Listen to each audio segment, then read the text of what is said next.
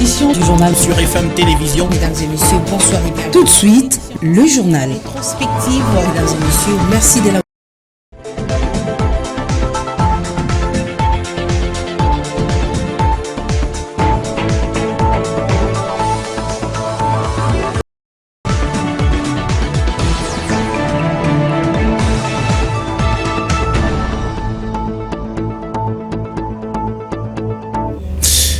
12h30 à Kinshasa. Bonjour mesdames et messieurs, bienvenue dans ce bulletin d'information sur FM Télévision qui commence par cette brève. Il n'est plus derrière les barreaux. Vidi Chimanga a obtenu une liberté provisoire et quitte donc la prison centrale de Makala. L'ex-conseiller du chef de l'État en matière stratégique va continuer à se présenter devant la justice en homme libre. Vous le savez, c'est le mercredi 21 septembre dernier que Vidi Chimanga a été auditionné au parquet général près la cour d'appel de Kinshasa-Gombe autour d'une affaire de corruption dans laquelle il est impliqué. Dans des vidéos diffusées sur les réseaux sociaux, cet ancien membre du cabinet de Félix Tshisekedi propose des offres minières à des pseudo-investisseurs moyennant une rétrocommission. Il disait agir pour le nom et compte du chef de l'État dont il dit avoir financé la campagne électorale. Félix Tshisekedi a prononcé un discours panafricain lors de la 77e Assemblée générale des Nations Unies. C'est ce que pense Christophe Mbosso. Lors de la plénière de mardi à l'Assemblée nationale, son speaker a saisi l'occasion pour jeter des fleurs au chef de l'État pour son allocution. On l'écoute. J'avais adressé à partir de Londres, en date du 21 septembre dernier, un message de félicitations et de vibrant hommage pour son discours patriotique et panafricaniste. À son Excellence, M. Félix Tshisekedi Tshilombo, président de la République démocratique du Congo, chef de l'État.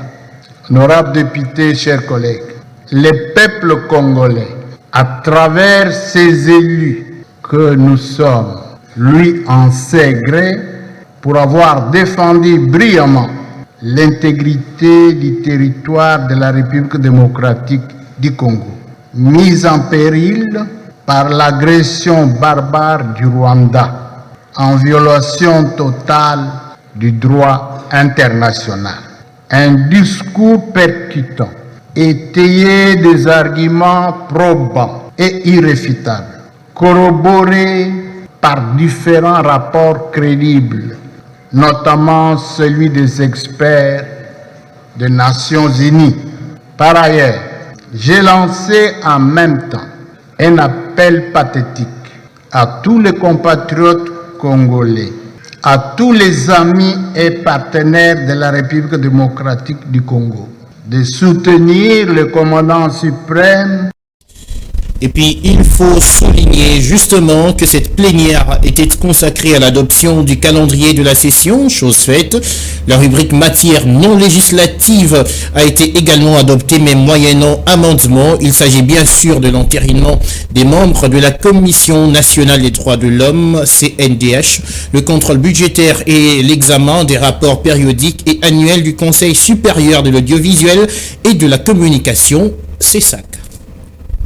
Il ne faut pas forcément compter sur les troupes étrangères pour combattre les rebelles dans l'est de la RDC. Voilà ce qu'on peut dire de la réaction d'un acteur politique sur la venue de troupes kenyanes pour la reprise de Bunagana d'entre les mains du M23 soutenu par le Rwanda.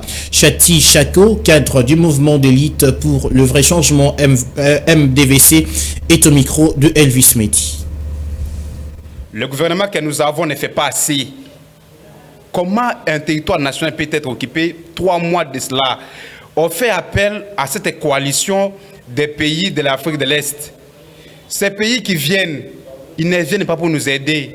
Imaginez que c'était un plan, ils peuvent créer une zone tapon et entre eux, on ne sait pas ce qui va se passer au milieu. C'est comme ça que c'était avec le Sud-Soudan, pour que le Soudan soit aujourd'hui divisé. Nous n'acceptons pas cette force. Mais comme cette force est venue, le Kenya y consort, le Kenya c'était un prolongement du Rwanda.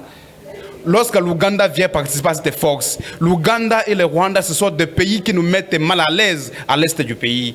Il est temps que nous puissions doter notre armée de moyens nécessaires pour que nous puissions nous protéger. Les forces extérieures qui viennent ne vont rien nous apporter. Ils viennent pour les intérêts. Il est temps de pouvoir réduire les traits de vie des institutions. Le pays est en guerre. Bunagana est occupé, mais nos autorités sont en train de festoyer. Il y touche énormément. Il y a lieu de réduire les traits de vie des institutions. Autre chose à présent, violent incendie cette nuit à Binza Météo, le long de la route nationale numéro 1. Plusieurs ateliers de menuiserie situés dans ce quartier de la commune de Ngaliema ont été ravagés. Les détails, c'est avec Annie Ankole. Selon un témoin, l'origine de cet incendie sauvage reste inconnue. Je ne sais pas réellement dire comment cet incendie s'est déclaré. J'ai juste vu le feu envahir la pièce que j'occupais. Quand je me suis sauvé la vie, j'ai ensuite remarqué que le feu consumait tous les locaux d'à côté, a-t-il expliqué. Il témoigne que même les maisons d'habitation qui entourent ces ateliers de menuiserie d'Mbinza Hotel ont été atteintes par cet incendie. Nous nous sommes battus toute la nuit pour éteindre le feu, mais c'est déjà tard. Le feu qui a consumé nos ateliers finit par ravager les toitures d'autres maisons qui nous entourent avant que quelques-unes prennent complètement feu à travers un conduit électrique de la SNEL qui a favorisé la propension de l'incendie, renchérir un autre témoin.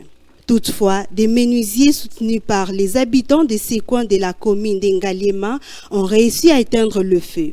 Certains attribuent ces drames au raccordement frauduleux des fils électriques opérés à l'intérieur de ces ateliers par leurs occupants. Hormis les ateliers qui ont été rendus en cendres, tous les ouvrages en bois dont le fauteuil, des lits, des armoires et d'autres fabriqués par ces menuisiers sont tous rendus en poussière. Mais aucune perte en vie humaine n'a été déplorée. Santé à présent, la 15e épidémie d'Ebola est désormais une page tournée. Le gouvernement, par le canal du ministre de la Santé, a annoncé mardi la fin de cette maladie dans la ville de Béni, au Nord Kivu. Les détails, c'est avec Monica Makaba. C'est depuis le 16 août 2022 que l'épidémie d'Ebola a ressurgi pour la 3e fois dans la ville de Béni et seulement 8 mois après la précédente épidémie dans cette ville de l'Est de la RDC. Le ministre de la Santé a affirmé que la fin de cette épidémie a été rendue possible par l'expérience acquise par le personnel de santé et les autorités administratives grâce à la gestion des différentes épidémies à virus Ebola qu'a connu la République démocratique du Congo et la province du Nord Kivu en particulier. La fin de cette épidémie d'Ebola est annoncée après 42 jours de surveillance en nouveau cas confirmés, respectant ainsi les recommandations de l'OMS, a renchéri le ministre de Santé, Hygiène et Prévention, Jean-Jacques Mbungani. Au cours de cette épidémie, seule une zone de santé a été affectée sur le 22 que compte la ville de Béni suite à la mort d'une femme de 46 ans. Le choléra présent, cette maladie ne veut pas du tout lâcher la province du Sud Kivu qui a enregistré en une semaine seulement 18 nouveaux cas. C'est dans la zone de santé de Kitutu au territoire de Mwenga. Annie Ankole. Dans une adresse à la presse le lundi 26 septembre dernier, David Kitoka, médecin chef des zones de Kitutu, précise que 2 décès ont été enregistrés parmi les nouveaux cas de choléra notifiés dans la région. Il ajoute que cette maladie sévit dans la dite zone de santé depuis le mois de juin dernier. Nous attendons encore des résultats pour d'autres échantillons envoyés au laboratoire. Nous sommes déjà à 51 cas et 5 décès depuis le mois de juin, a-t-il expliqué. Le médecin-chef des zones de Kitutu sollicite l'accompagnement et l'appui des partenaires sanitaires afin de combattre cette maladie. Il plaide aussi pour l'aménagement des sources d'eau dans cette partie du site Kivu pour éviter de nouveaux cas de contamination. Ici est de signaler que l'épidémie de choléra touche plusieurs coins du site Kivu depuis le début de cette année. Il s'agit notamment de Kalehe, Mwenga et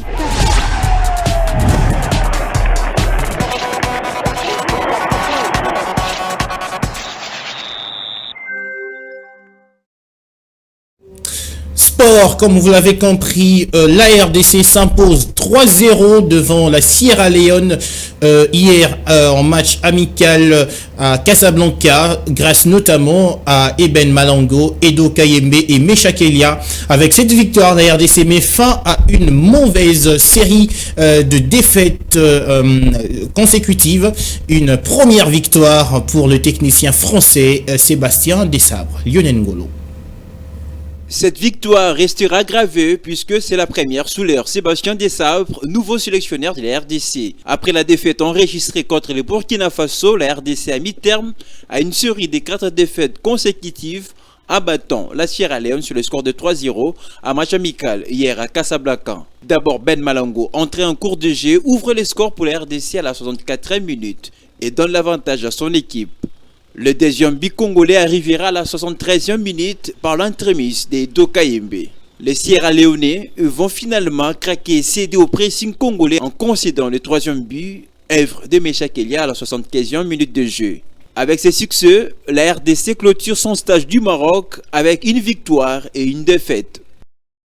Voilà, joli papier sport nous proposé par Lionel Ngolo. Ensuite, avec le U23, les Léopards de la RDC se sont qualifiés pour les prochains tours des éliminatoires de la Coupe d'Afrique des Nations CAN Maroc 2023 en éliminant les Walia de l'Éthiopie après la victoire 1-0 hier au stade de Martyrs de la Pentecôte grâce à Akram Bongonga qui marque le but libérateur pour les Congolais. Voilà, c'est la fin de cette édition d'information sur FM Télévision. Madame, Messieurs, merci à tous de nous avoir suivis.